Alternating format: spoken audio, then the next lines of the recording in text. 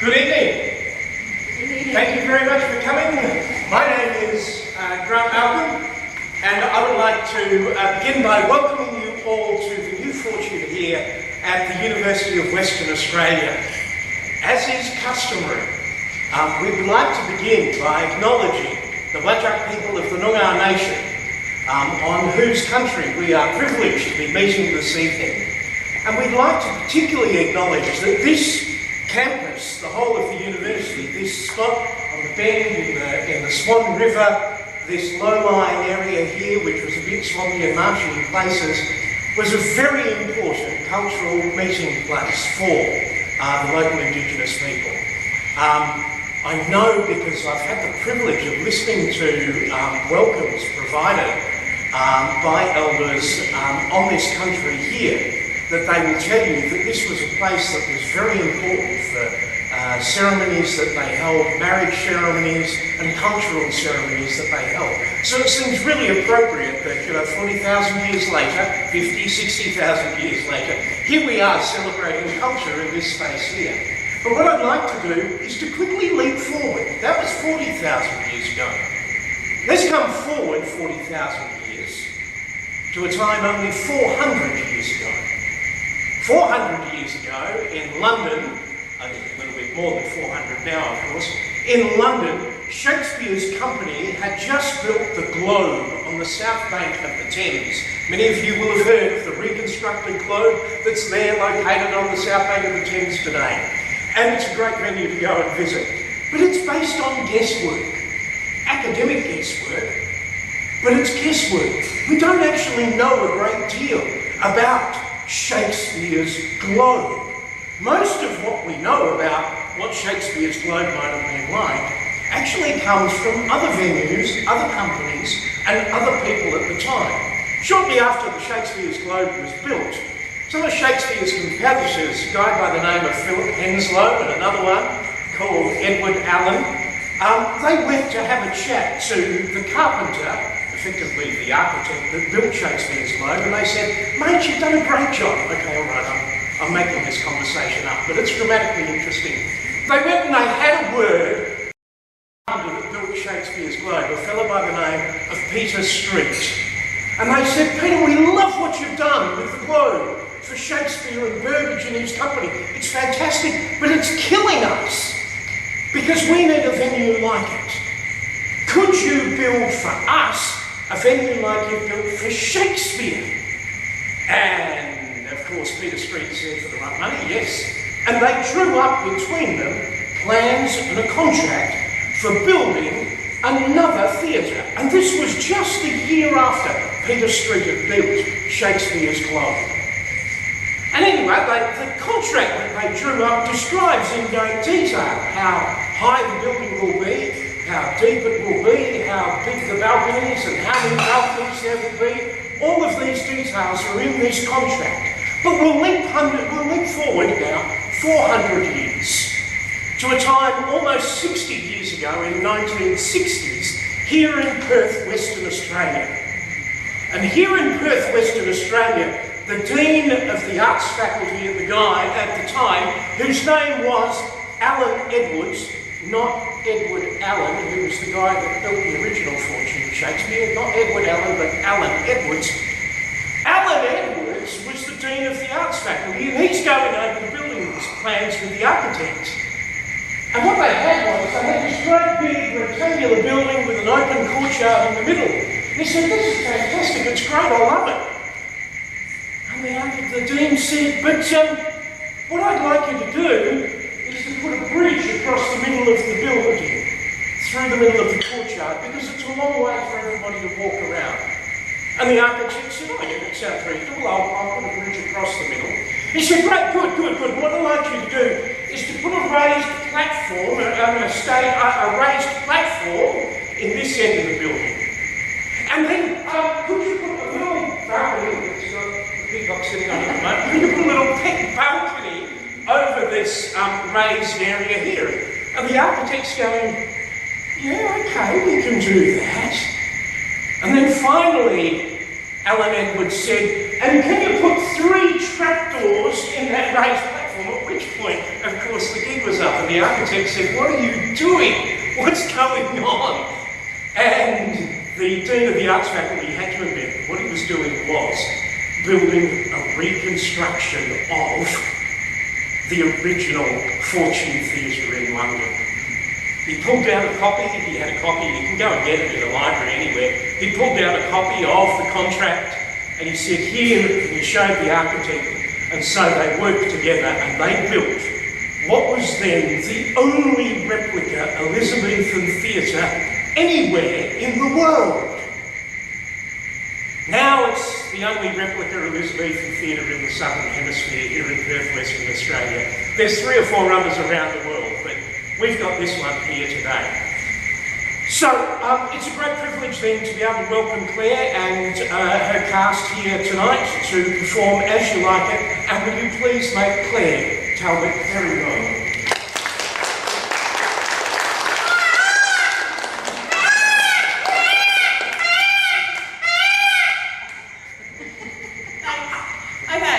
I'm Claire, I'm the director for this version of As You Like It. It is an adaptation of Shakespeare's play. We're looking at roughly about 90 minutes, hopefully a bit shorter than that for you. And we're bringing some Brechtian elements in, which you'll see as we go through, to help explain and keep track of some of the bits and pieces with regards to the show as well. And I've tried to incorporate some of my students from my school for the younger characters and bring forth some of more experienced adult actors to play some of the adult characters within the show as well. I hope you enjoy As You Like.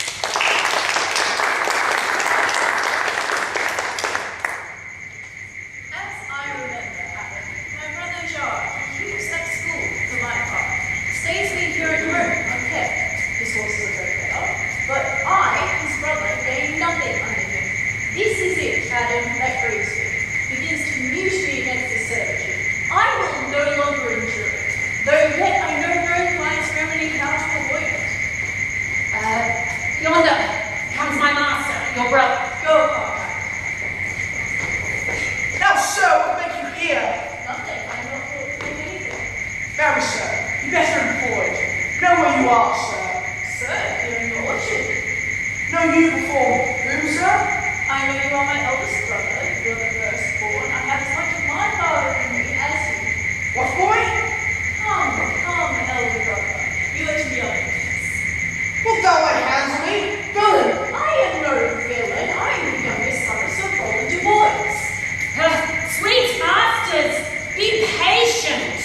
Go, I say! Oh, I will not till I please. You shall hear me. You have trained me like a peasant, and I will no longer endure it. Give me the poor lottery my father left me, but that I will make my fortunes. And what wilt thou do? I will no longer be troubled with you. I pray you, leave me. I will no further offend you. Get you with him, you old dog. Good morrow to your worship. Ah, good Monsieur Charles. What's the new news in your court? There's no news at the court, sir, but the old news, that is, the old Duke is banished by his younger brother, new Duke. Can you tell if Rosamond, the Duke's daughter, be banished with her father? Oh no, she is at the court, and no less beloved of her uncle with his own daughter. Where will the old Duke live? They say he is already in the forest of Ireland. What is you arrested tomorrow before the new Duke? Married to I, sir, your younger brother Orlando hath a disposition to come in disguise against me to try a fool. Tomorrow, sir, I rest with my pleasure. Charles, I have myself noticed of my brother's purpose, and laboured to dissuade him from it. But he is resolute. Use thy discretion, I assure thee, and almost with tears I speak it. There is not one so young and so villainous in this day of living. If he come tomorrow, I'll give him his payment. Farewell, good Charles. I hope I shall see an end of him, for my sorrow is nothing more than he. I pray thee, Rosalind, sweet, my goddess, be merry. Dear Celia, I show mother more mirth than I am mistress of.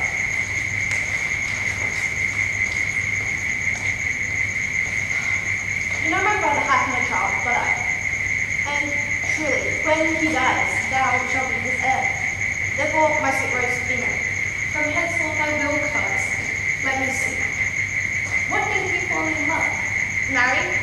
Love no man in things. What shall our sport be? Let us sit and mock your power. Mistress, you must come away to your father. Will you make a messenger? No. But I was bid to come for you. Here comes Monsieur Lebeau. It is now full of news. Bonjour, Monsieur Lebeau. What is the news? Oh, fair princess, how shall I answer you? As little fortune will. Or is the destiny's decree? Well, Nay, if I not keep my rank, thou knowest thy old smell. You amaze me, ladies. I've told you of good wrestling, which you have lost sight of. You tell us the manner of wrestling.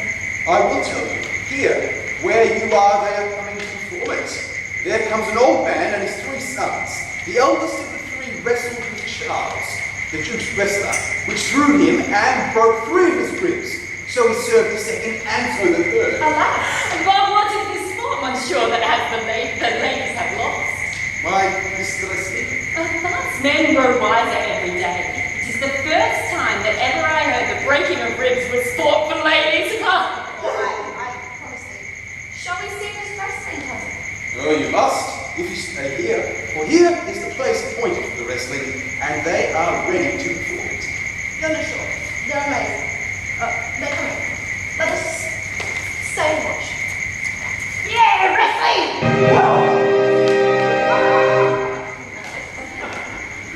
Come on!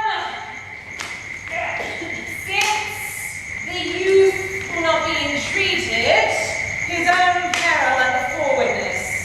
Is yonder the man? Indeed, then. Alas, he is too young. Yet he looks exactly.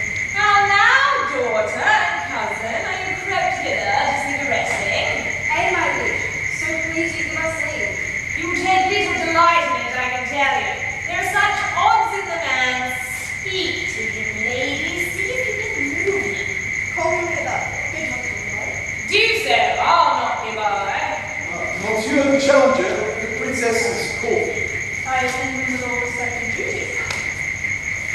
Young man, do you challenge Charles the wrestler? No, fair princess. He is the general counsel.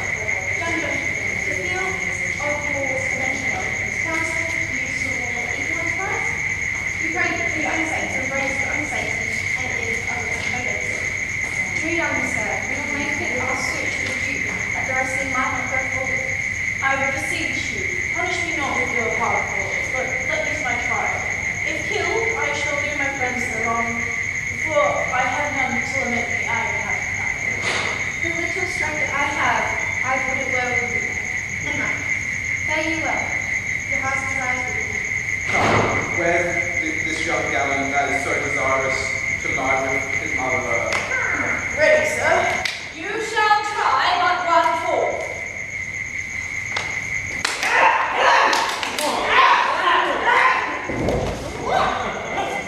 Very excellent, young man. No more! How dost thou, Charles? You cannot speak, my lord. Oh, bear him away. What is thy name, young man? Well, my liege. The youngest sons are old boys. I would thou hast been son to some other man else. The world esteemed thy father honorable, but I did find him still mine enemy. But very well, thou art a gallant youth, who thou hast told me of another father. Gentlemen. Where's school? Come here. Hi. Very well. Can I not see that one? He calls us back. Did you call, sir? Will you go first? Happily, very well. I cannot speak to her, yet she urged conference. Oh, poor old Edgar, thou art overthrown. Good sir, I do in friendship counsel you to leave this place. I thank you, sir, and pray you tell me this. Which of the two was the daughter of the Duke that was the other wrestler? Neither is the order, judged by manners, but yet indeed the lesser is his daughter. The other is lord to the banished Duke. But I can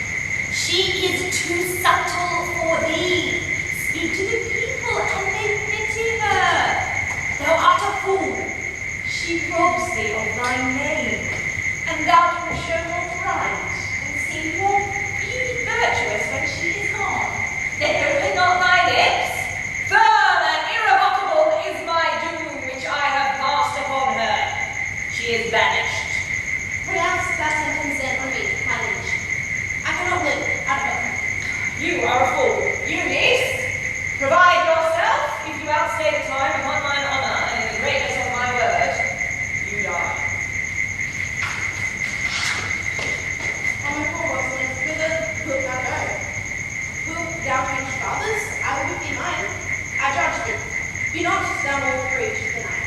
I have more cause. Thou hast more cousin, prithee be cheerful. Now, though not. Could you have banished me, his daughter?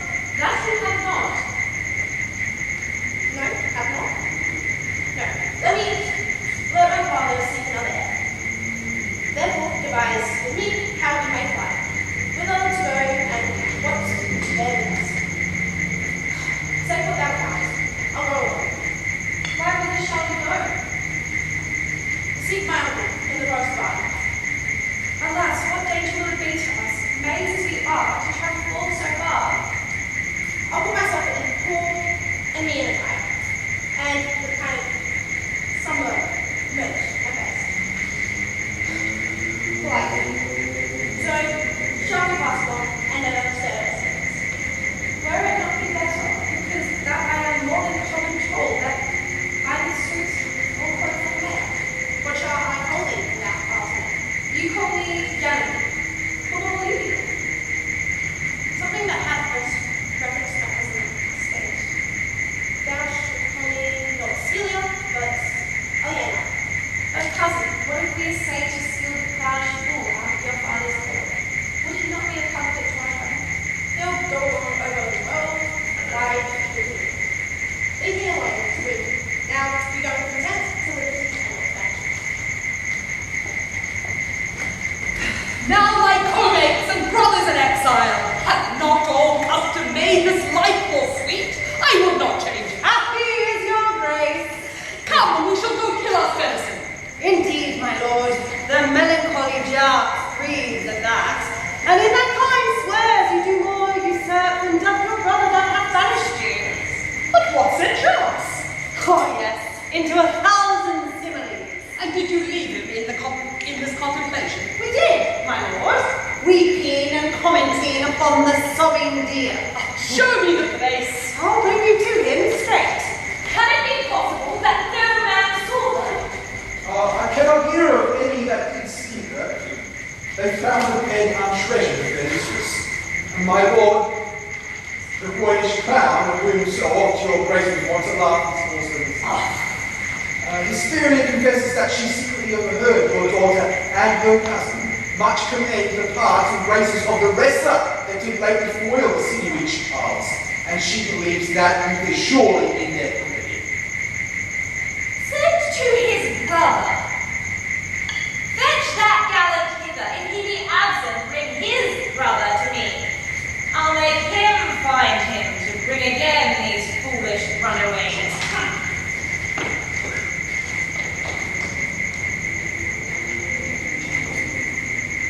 Who's there?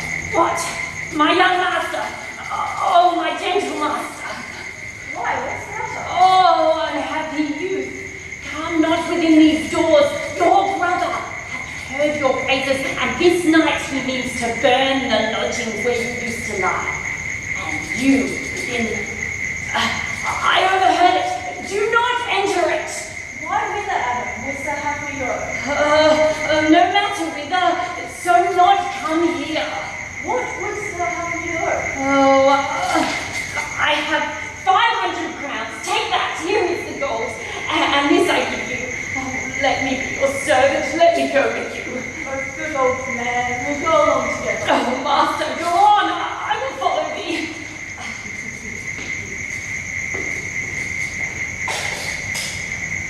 Oh, Jupiter, how weary are my spirits.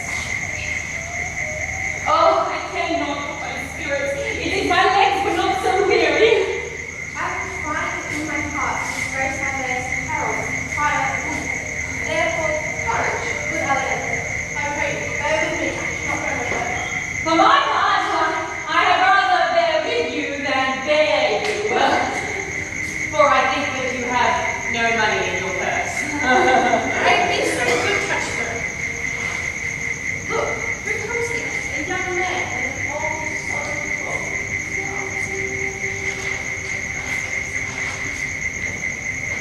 Oh, that's his way to make her score new skill. Oh, Colin, that thou viewest how I do love her. I can't guess.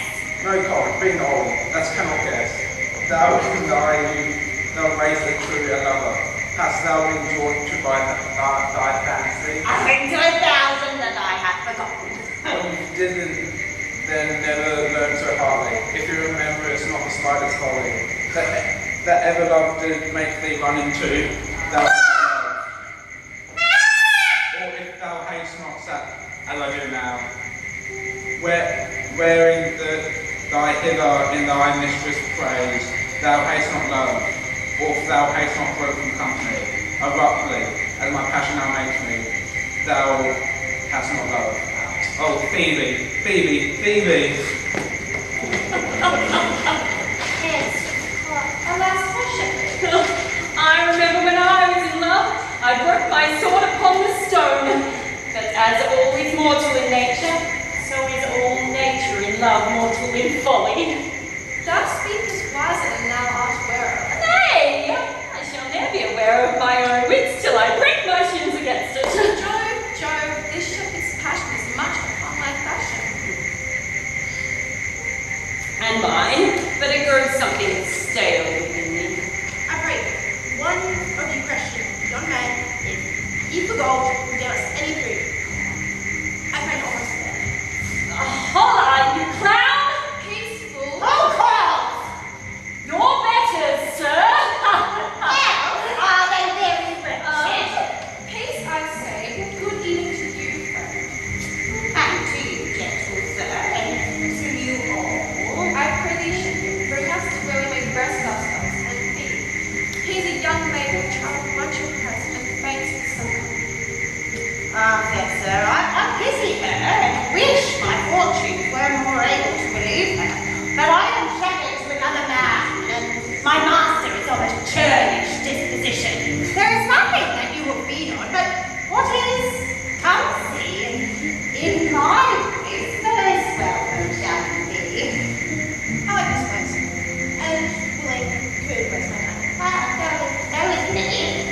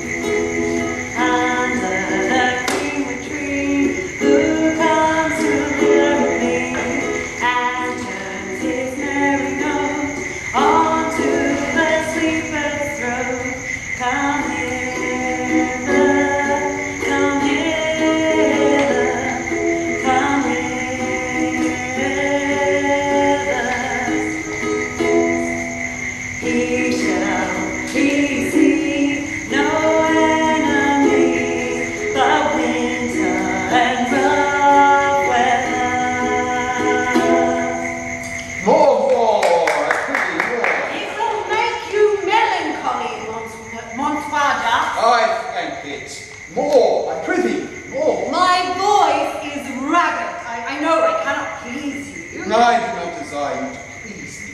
I do desire you to sing. Will you sing? More at your request than to please myself. Well then, if ever I thank any man, I thank you. Come, sing, and you that will not, hold your tongues. Well, I'll end the song. Sirs, come a while. The Duke will drink under the tree. He hath been all this day to look for you. And I've been all this day to avoid him. Come, water, come. Who doth ambition turn and loves a living sun, seeking the good peace, and pleased with what he gets. Come hither, come hither, come hither.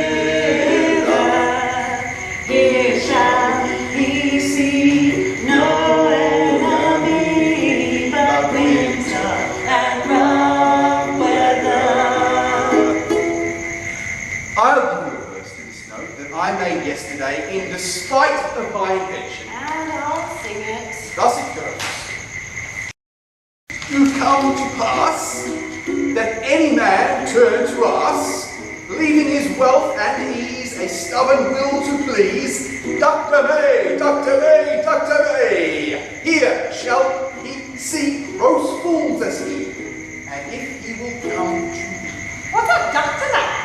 'Tis a Greek invocation to call fools into a circle.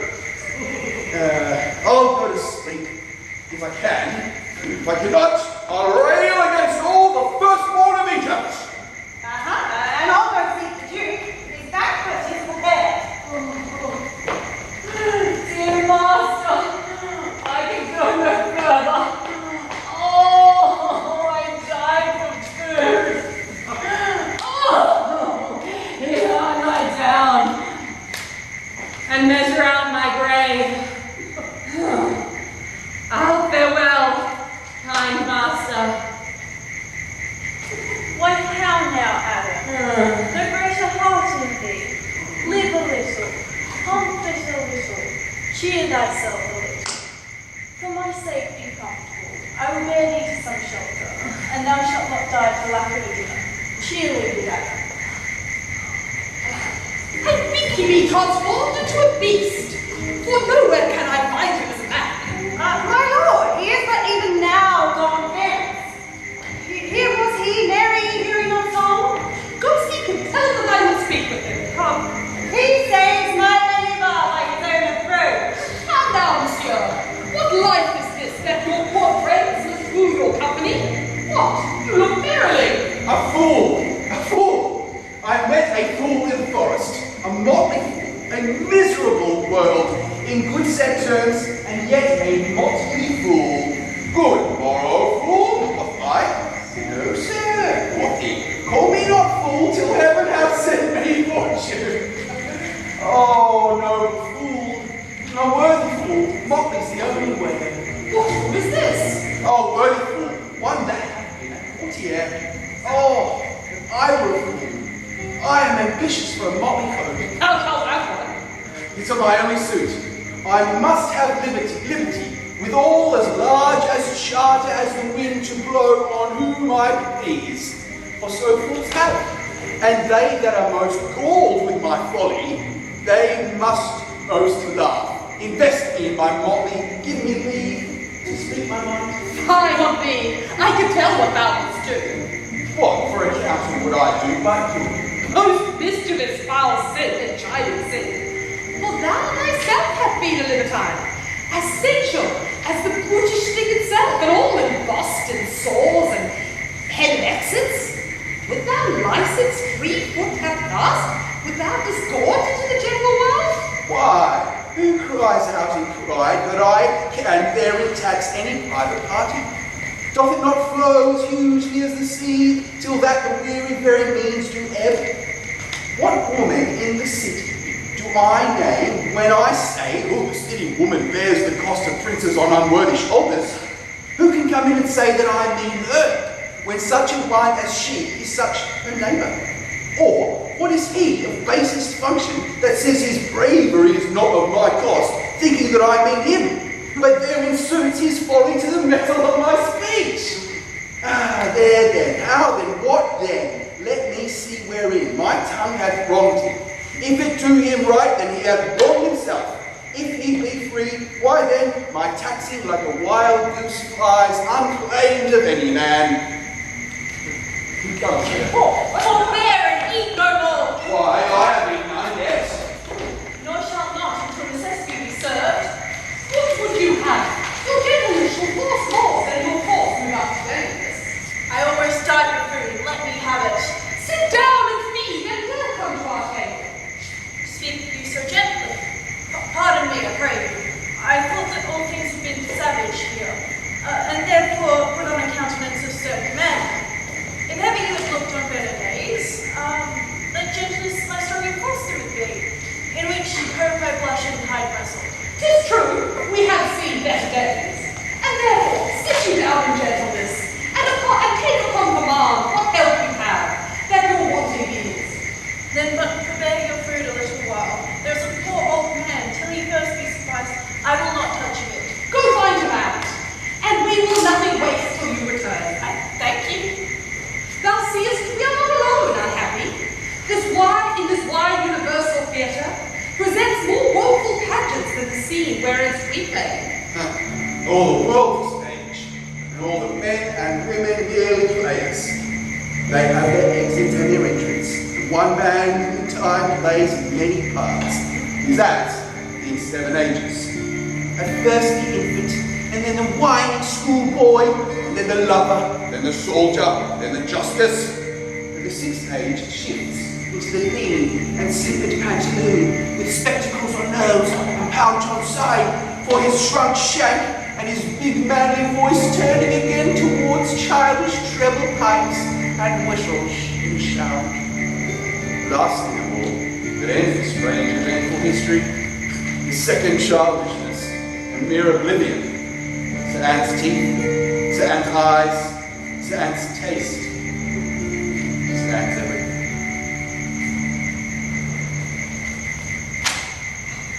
Welcome. Set you down your venerable friend and let him feed. I thank you most for him. I scarce can think for myself. Welcome. I will not trouble you, as yet to question you about your fortunes. Give us some music and the cousin sing.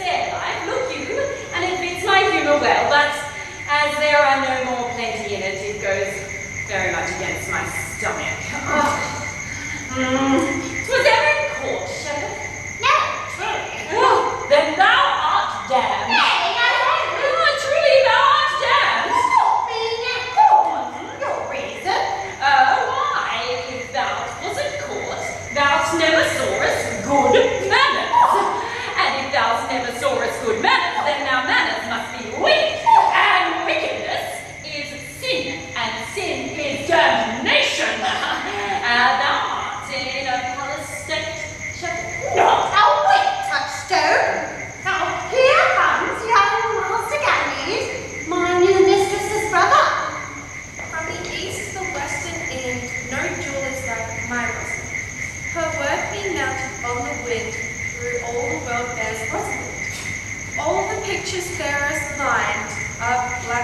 Rosamond. Let no fair be kept in mind, but the fair Rosamond. I rhyme you 8 years together, dinner summers and sleeping hours accepted. It is the right butt of woman raped to market. Out, fool! It is the very false gallop of verses. Why do you infect yourself with them? Peace, you dull fool! I found them on a tree. Truly, the tree yields bad fruit. Peace! Here comes my sister reading. Stand aside. Why should this a desert be? Or it is unpeopled? No.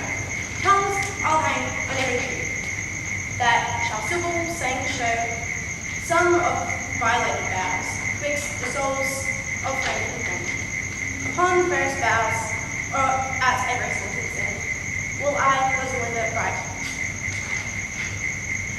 The teaching, all that read to know, the quintessence of every sprite. Heaven within little show, thus Rosalind of so many parts, by heavenly synonym, will divide. Of many faces, hearts, and eyes, to have the touch of dearest prize. Heaven would that she these gifts should have, and I live and die the slave. O most gentle Pompature, what tedious remedy of love have you wearied your petitioners withal, and never cried, have patience with people? How now? Back, friends, shepherd, go on. Come, shepherd, let us make an honorable retreat.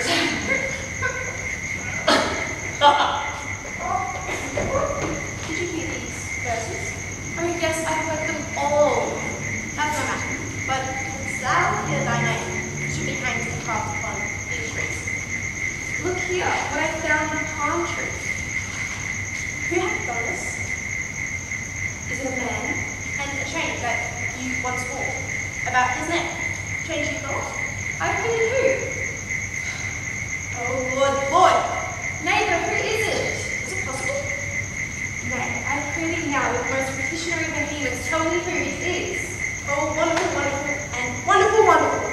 I prithee tell me who it is, quickly and speak apace. It is young Orlando that tripped up the restless hills and your heart, both in an instant. Orlando? Orlando. Alas the day, what shall I do with my doublet and hose? What did he when thou sawest him? Did he ask of me? Where remains he? How parted he with thee? And when shalt thou see him again? Answer me in one word. You must already go back to his account first. But doth he know that I am in the forest and in man's apparel? Looks at he as freshly as he did the day he wrestled. I found it like a dog's egg. It may as well be called Joe's tree when it drops forth such fruit. Right, hold us that time. I reckon. He was vanished by the Oh, ominous, he comes to kill my heart. I can sing my song without burden. Do you not know I'm a woman when I think I must speak? Sweet, say on. You bring me out. Soft. Comes he not here? 'Tis he, sing by and note. Thank you for your company, but good faith I had as lief have been myself alone. And so had I. But yet, for fashion's sake, I thank you too for your company. God be with you.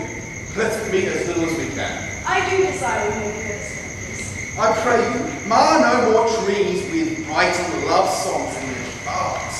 I pray you, mar no more of my verses with reading them ill-favourably. Rosalind is your love's name? Yes, just. I do not like the name.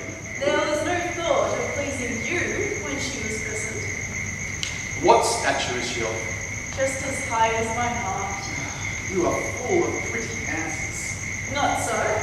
I'll tarry no longer with you. Farewell, good Signor. I am glad of your departure. Adieu, good Monsieur Melancholy. I will speak to him. Do you hear, Forester? Very well. I pray you, what is it o'clock? You should ask me what time of day. There is no clock here in the forest. Then there is no true lover in the forest. Where dwell you, with you?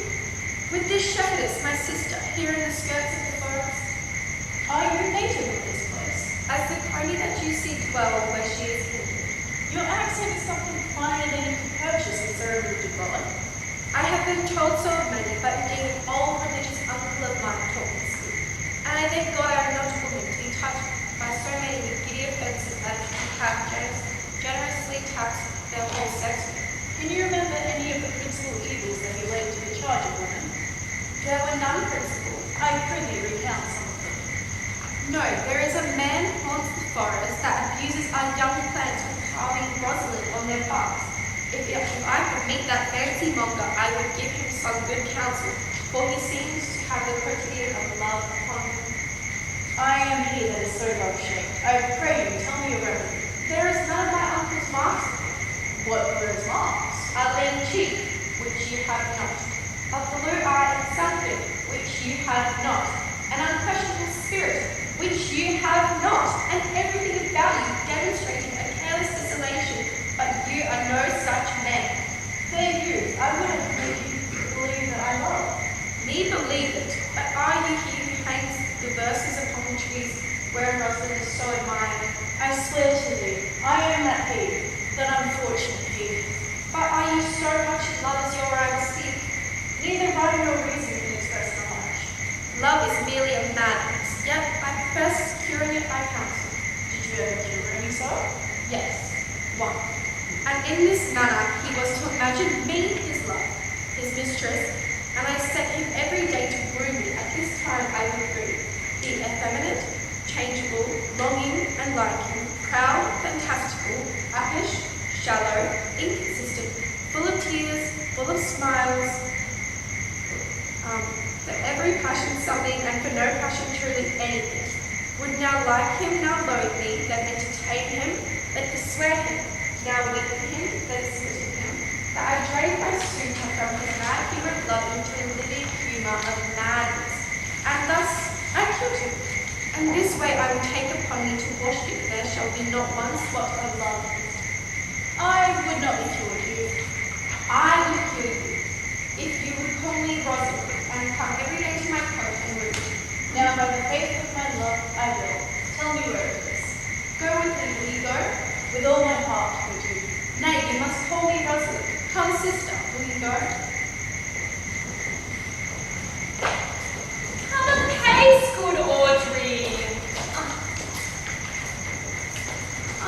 I will fetch your goats, Audrey. And how, Audrey? Am I a man yet? Doth my simple features content you? Your features?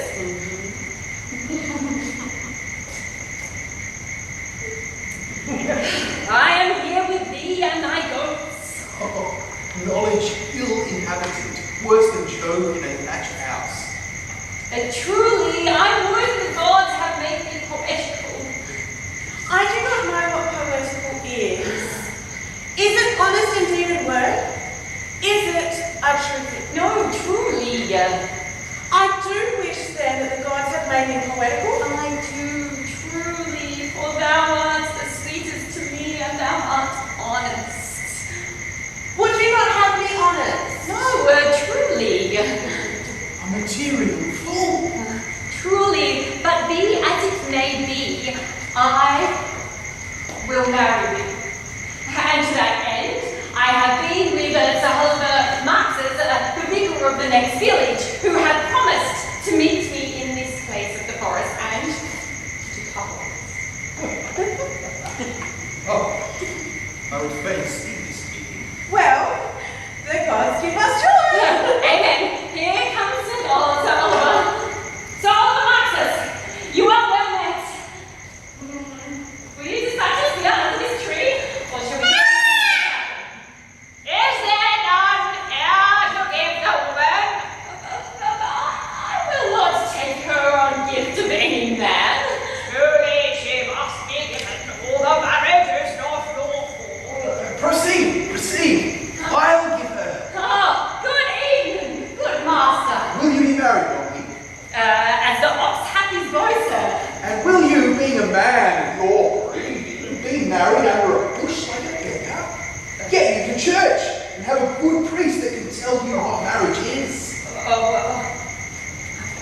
I am not in the mind, but I were better to be married of him than of another, for he is not like to marry me well, and not being well married, it will be a good excuse for me to hereafter leave my wife.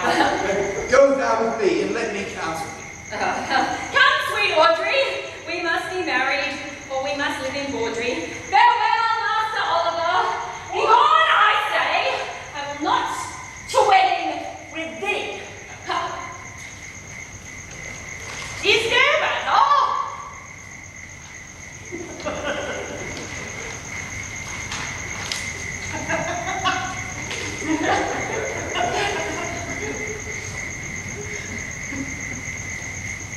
Never told me. I will wait. Do I, prithee, but yet have the grace to consider that the tears do not become true. And have I not cause to weep? I was going to suppose, as one would say, therefore weep. His very hair is of an assembling colour. An excellent colour. And his kissing, He hath brought a pair of cast lips, the very eyes of chastity. but why did he swear he would come this morning and comes not? Nay, certainly there is no truth in him. Do you think so? Yes. No truly love? Yes. You have heard him swear downright he was. Was is not is. Besides, the oath of a lover is no stronger than the word of a tapster. He intends here before us on the Duke, your father. Who comes here? Oh, mistress and master, you have oft inquired after the shepherd that complained of love. Go and what is Go ahead, say little, and I shall conduct you. Bring us to this side. There it is. Sweet Phoebe, do not scorn me. Say that you love me not, but not so in bitterness, the common executioner. I will not be thy executioner. I fly thee, but I will not injure thee. Now I do frown on thee with all my heart. Nor am I sure there is no force in my eyes that can do hurt. Also sweet Phoebe. Come not thou near me. And why, I pray you, that you insult and exalt all at once over the wretched? For I must tell you, frankly, in your ear, sell when you can, for you are not for all markets. Cry the man mercy, love him, take his offer. So take her to thee, shepherd, fare you well. Sweet youth, I pray you, I had rather hear you try than this man rude. Why look upon me? For no ill will I bear you. I pray you do not fall in love with me. Besides, I like you not. Will you go, sister, shepherd, by the heart, come, sister, shepherdess. Look on him better and be not proud. Come to our flock. Dead shepherd, now I find thy sore of might. Whoever loved, that loved not at first sight. Sweet Phoebe. Ha! What sayest thou, Sylvius? Sweet Phoebe. Why, I am sorry for you, gentle Sylvius. Wherever sorrow is, believe will be. Thou hast my love. Is that not legal? I would have it. Why? Thy company, which erst was irksome to me, I will enjoy and I will employ thee too. But do not look further recompense than thine own gladness that thou art employed. So holy and so perfect is my love. Loose now and then a scattered smile, and that I'll believe on. Knowest not the youth that spoke to me a while? Not very well, but I have met him off, and it hath brought the cottage under that the old child one was my way. Think not I love him, though I ask him. 'Tis but a peevish boy, yet talks about. For what care I for words? Yet words do well. When he that speaks them pleases those that hear. It is a pretty youth. Well, not very pretty. He'll make a proper man the best thing in him. In his complexion and faster than his tongue. Did make offences I did kill it up. He is not very tall, yet for his years he's tall. His leg is but so, and yet 'tis well. There be some women, Sylvius, have they marked him, impulses as I did, would have gone near to fall in love with him. But for my part, I love him not, nor hate him not, and yet I have more cause to hate him than to love him. I'll write him a very taunting letter, and thou shalt bear it. Wilt thou, Silvius? Hear with all my heart. I'll write it straight. The matter's in my head and in my heart. I'll be bitter with him and passing short. Go with him, Silvius.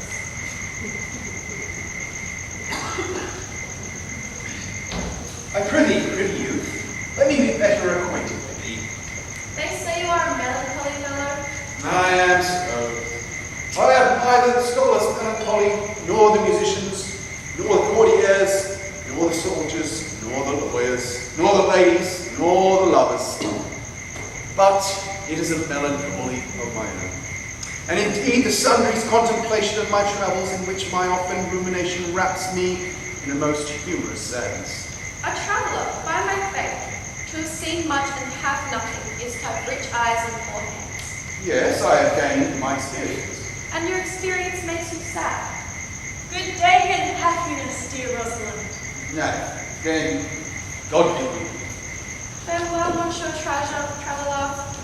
Why, how now then? Where have you been all this while? Never come in my sight. My fair Rosalind, I come within an hour of my promise. Breaking hours, promise and love. Pardon me, dear Rosalind. Nay, and you be so tardy, come no more in my sight. My Rosalind is virtuous. And I am your Rosalind. It pleases him to call you so, but yet a Rosalind of a better leader. Come, Ruby, what would you? Say to me now, if and I were your very, very Rosalind, I would kiss before I spoke. nay, What of my suit? not out of your apparel, and yet out of your suit, I am not your Rosalind. I take some joy to say you are, because I will be talking to her. Well, in her person, I would say I will not. Then in mine own person, I don't! No, but these are all lies. Men have died from time to time, and worms have eaten them, but not the love. I would not have my right Rosalind of this mind, for I protest the frown might kill me. By this hand, I will not kill his love. But come now, I will be your Rosalind no more, coming on this position. And ask me what you will, I will grant it. Then love me, Rosalind, Yes, faith, I will. Fridays and Saturdays and all. and wilt thou have me? 20 and such. What sayest thou? Are you not good? I hope so.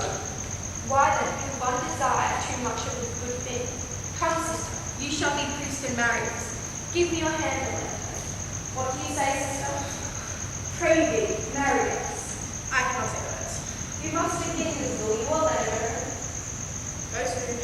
Will you, Orlando, have wife this Rosalind? I will. 20. Why, now as fast as you can marry us. Then you must say, I take thee, Rosalind, for wife. I take thee, Rosalind, for wife. I might ask you your commission, but I do not take thee, Orlando, for my husband. There's a girl who goes before the priest. Certainly a woman's thought runs before her actions. So do all thoughts, they are wicked. Now tell me, how long would you have after you possessed her? Forever and a day. Say a day without ever. But will my Rosalind do so? By my life, she will do as I do. Oh, but she is wise. For these 2 hours, Rosalind, I will leave. Alas, dear love, I cannot lack these 2 hours. I must attend the Duke at dinner. By 2 o'clock, I will see thee again. Go your ways and keep your promise. Adieu. Adieu. You have simply misused us as in your friend. Oh, cuz, my sweet little pretty cuz, that thou didst know how fathom deep I am in love. Or rather bottomless, that as fast as you fall in affection, it runs out. No, let him be the judge of how deep I am in love. I tell thee, Alexander, I cannot be out. Of the sight of Orlando, I will go find a shadow and sigh until he comes home, and I will sleep.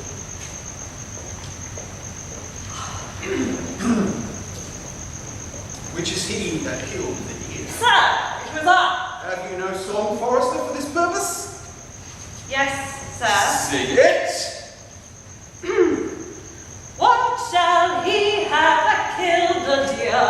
His leather skin and horns to wear, then sing him home. Take thou no scorn to wear the horn. It was a crest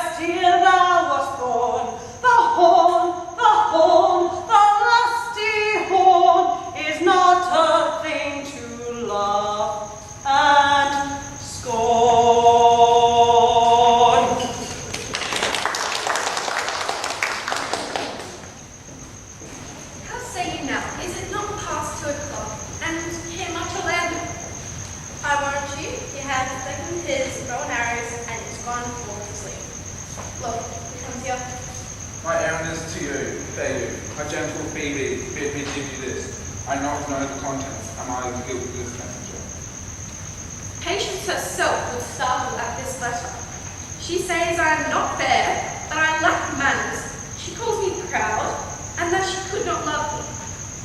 Why writes she so to me? Well, Shepherd, this is a letter of your own device. No, Phoebe did write it.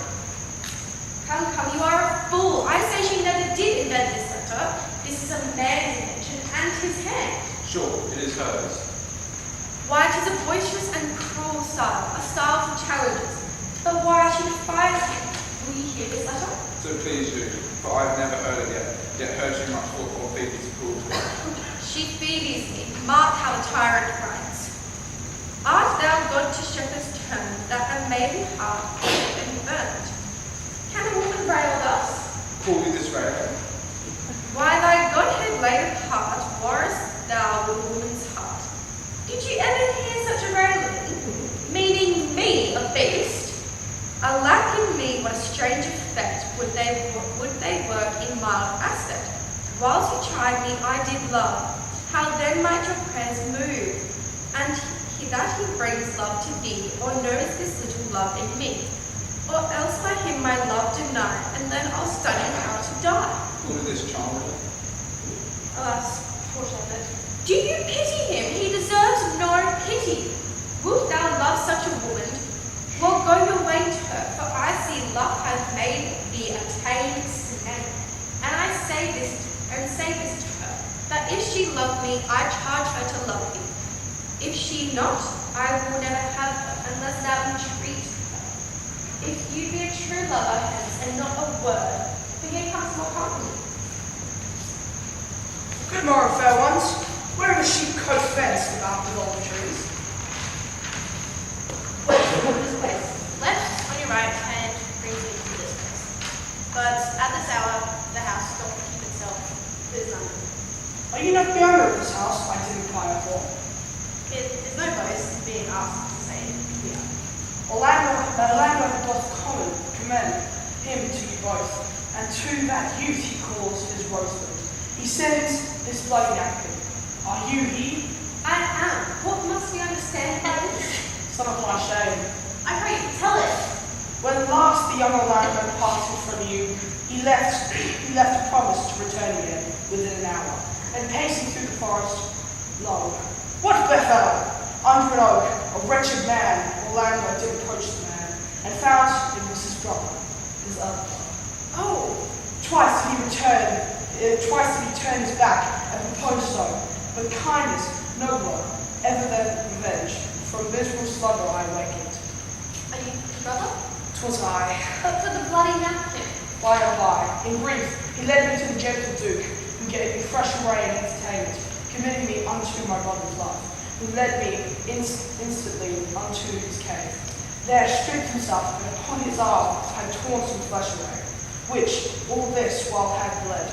And now he fainted and cried, in fainting upon Rosalind, relief I recovered him. He sent me hither, stranger as I am, to tell his story, that he might excuse his broken promise and give you this napkin dyed his blood unto the shepherd youth, that he in sport doth for Rosalind. Wait, how now? Ganymede. Sweet Ganymede. Many will swoon when they do look on blood. There's more in it, cousin Ganymede. Look, he recovers. I would I were at home. We'll leave you thither. I pray you. Will you take him by the arm? Be of good cheer, youth. You are mad, you lack a man's heart. I do so. I confess it, Sarah. A body would tell that this was well counterfeited. I pray you, tell your brother how well I counterfeited. Hey, This was not counterfeit. counterfeit, I assure you. Well then, take a good heart and counterfeit to be a man. So I do, but I faith I should have been a woman by right.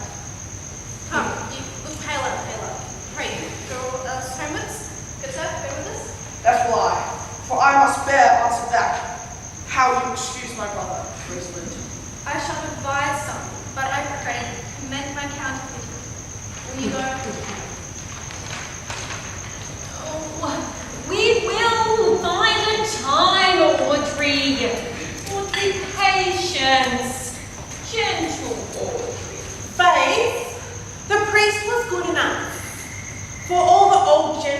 saying.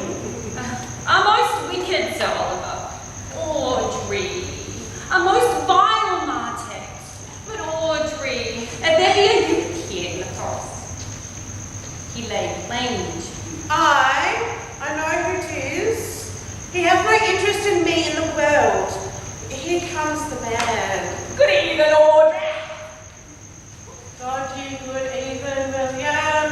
Good evening to you, sir. Good evening, gentle friend. How old are you, friend? 25, sir. Right age. Is thy name William. William, sir? A fair name. 'Twas born in the forest. Here? Aye, sir. Art rich? Faith, sir. So. Very good. Very excellent, good. And yet not good. But it is art thou wise? Aye, sir, I have a pretty wit. Why thou sayest well.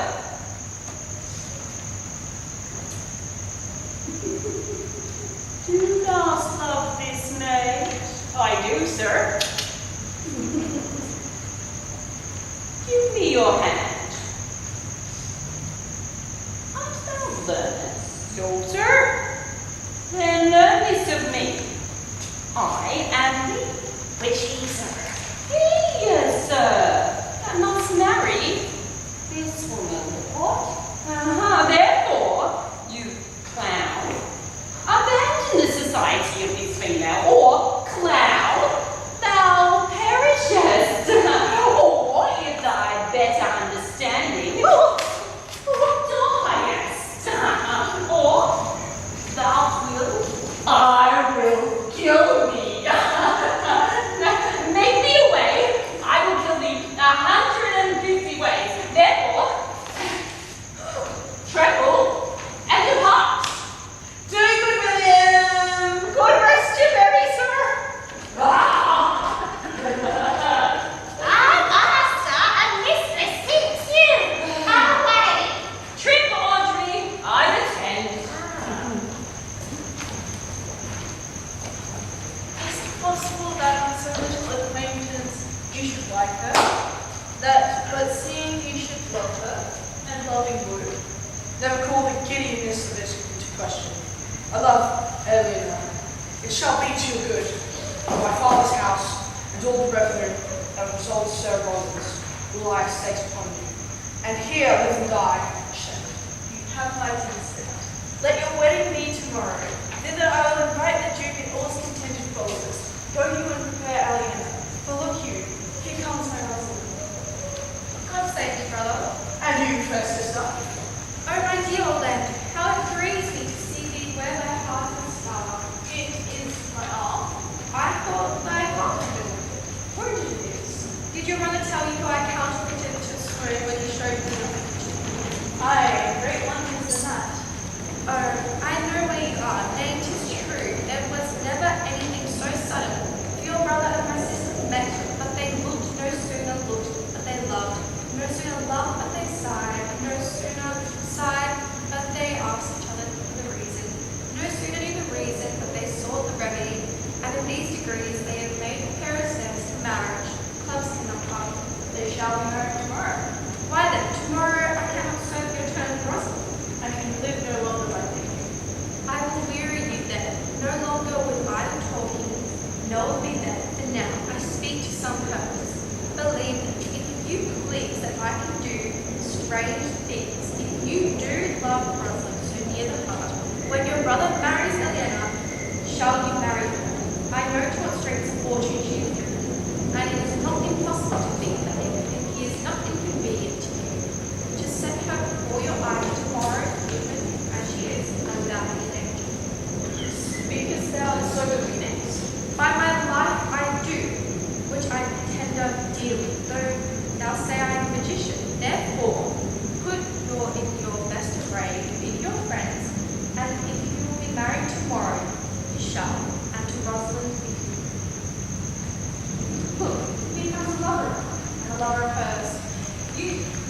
drive me such ungentleness to show the letter that I wrote to you?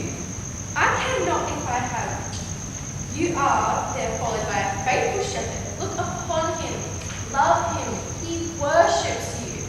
Good shepherd, tell us what it is to love. It is to be all made of silent tears, and so am I for Phoebe. And I for Ganymede need you. And I for Rosalind. And I for no woman. It is to be made of all faith and service, and I am for Phoebe. And I for Ganymede.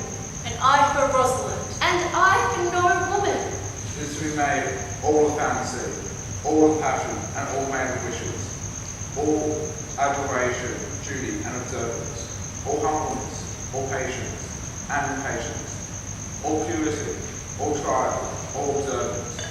And so I am for Phoebe. And so I am for Ganymede. And so am I for Rosalind. And so I am for no woman. If this be so, why blame you me to love you? If this be so, why blame you me to love you? If this be so, why blame you me to love you? Who do you speak to? Why blame you me to love you? To her that is not here, nor doth not here. I pray you no more of this. I will help you if I can. I would love you if I could. Tomorrow, meet me all together. I will marry you if I ever marry a woman, and I will be married tomorrow. I will satisfy you if I ever satisfied a man, and you shall be married tomorrow. I will content you if what pleases you contents you, and you shall be married tomorrow. And as you love Rosalind, meet. And as you love Phoebe, meet. And as I love no woman, I'll meet. So fare you well. I have left you commands. I'll not fail if I live. Nor I. Nor I. Tomorrow is the joyful day, Audrey. Tomorrow we will be married. I do desire it with all my heart. Here comes two of the banished Duke's pages. Well met, honest gentlemen. By Trot, well met. Come, sit, and a song. We are for you. It was a lover and a lass, with a hey and a ho and a hey no no. Met over the green cornfield did pass in the springtime, the only dreaming time. And birds do sing, hey ding a ding a ding.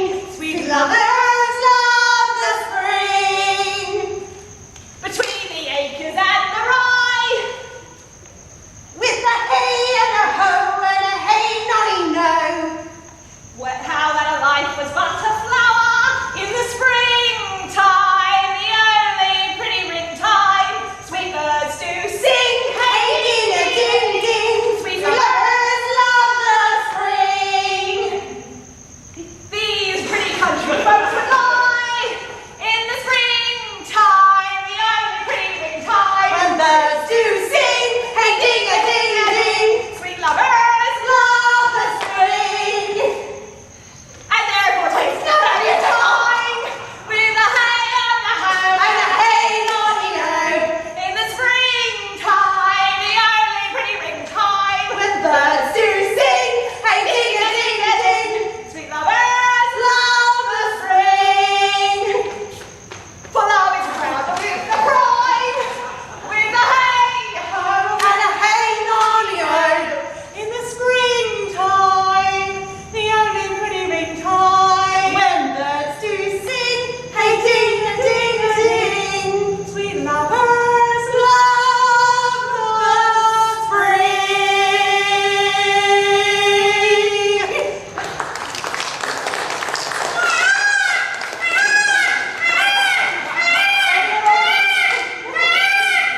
What he said. Truly, young gentlemen, though there be no matter in the ditty, I count it time lost to hear such a foolish song. God be with you, and God mend your voices. Come, Audrey! Dost thou believe, Orlando, that the boy can do all that he hath promised? I sometimes do believe and sometimes do not. Patience once more. You say if I bring your Rosalind, you will bestow her on a land over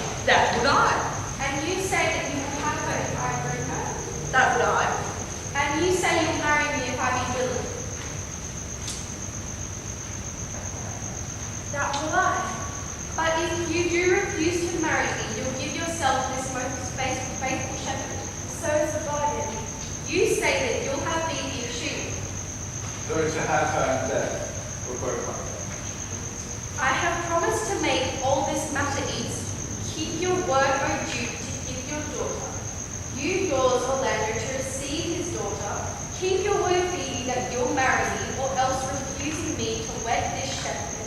Keep yours, Silvius, that you'll marry her if she refuses me, and from hence I go to make all these doubts even. I do remember in this shepherd boy some lively touches of my lord's favour. My lord, first time I ever saw him, we thought he was a brother to your daughter, but my good lord, this boy is forest born. On the whole, there is sure another flood toward, and these doubles are coming to depart. Here comes a pair of very strange beasts, which in all tongues are called fools. Oh. Salutations and greetings to you all. Good, my lord, bid him welcome. This is the multi-minded gentleman that I have so often met in the forest. He hath been a courtier, he swears. If a man doubt that, let him put me to the permutation. Good, my lord, like this fellow. I like him very well. Good is, sir. I desire you of the like. By my faith, he is very swift and sagacious. Is not this a rare fellow, my lord? He's as good as anything and yet a fool. He uses his folly like a stalking horse. And under the presentation of that, he shoots his wit.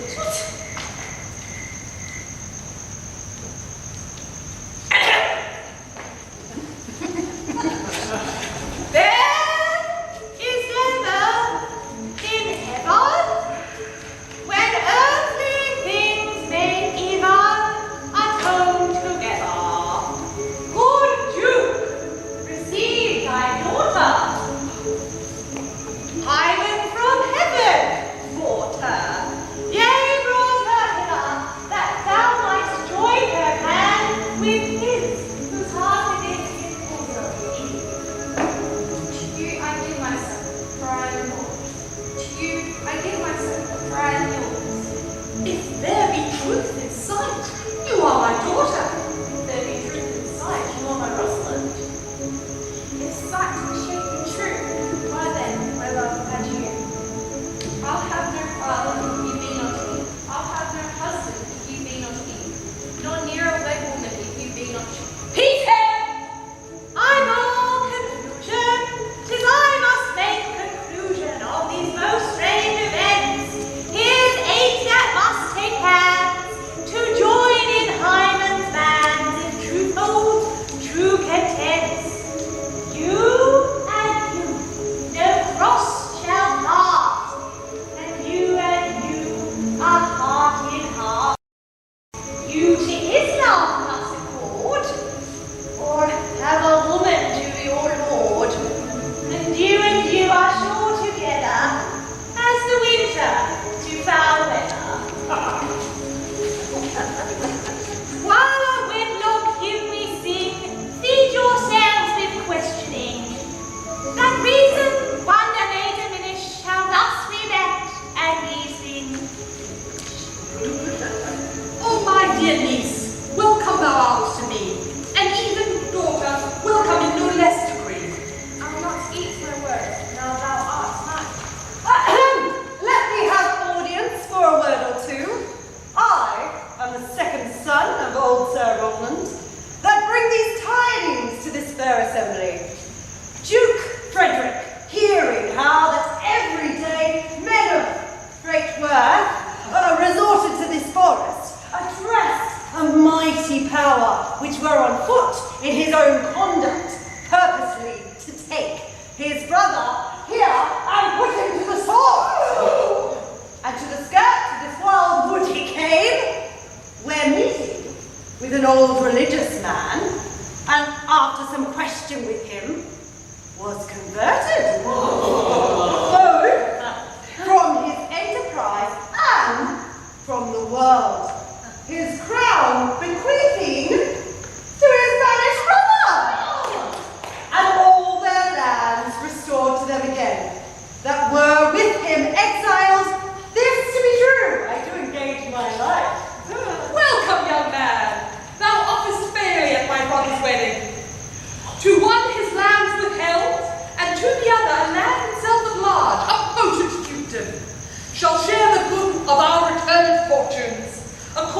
the measure of their states. Meanwhile, let's forget this new-formed dignity and fall into rustic revelry.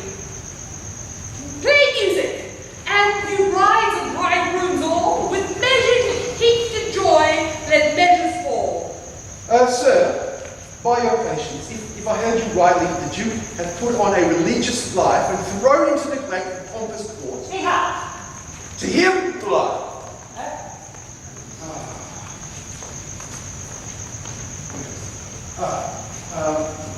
You, to your former honor I approve. Your patience and your virtue well deserved.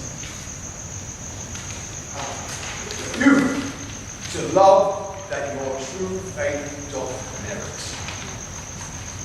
You, to the land and love and great allies.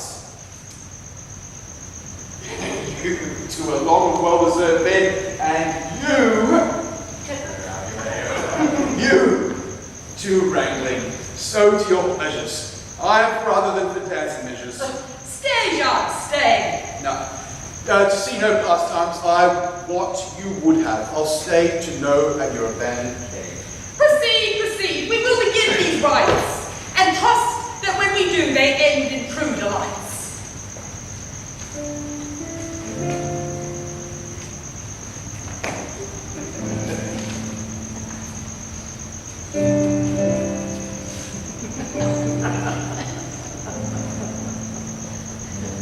It is not the fashion to see the lady the epilogue, but it is no more unhandsome than to see the lord the prologue. 'Tis true that a good play needs no epilogue, and good plays prove better by the help of good epilogues. What a case I am in then, that I'm neither a good epilogue nor cannot insinuate with you in the behalf of a good play. I am not furnished like a beggar, therefore to beg will not become me. My way is to conjure you, and I'll begin with the women. I charge you, O women, for the love you bear to men, to like as much of this play as please you. And I charge you, O men, for the love that you bear to women, as I perceive by your simpering that none of you hate them, that between you and the women the play may please, that if I were a woman, I would kiss as many of you as had beards that pleased me, complexions that liked me, and breasts that I defied not. And I am sure that as many as have good beards or good faces or sweet breaths will, for my kind offer, when I may curtsy, bid me farewell.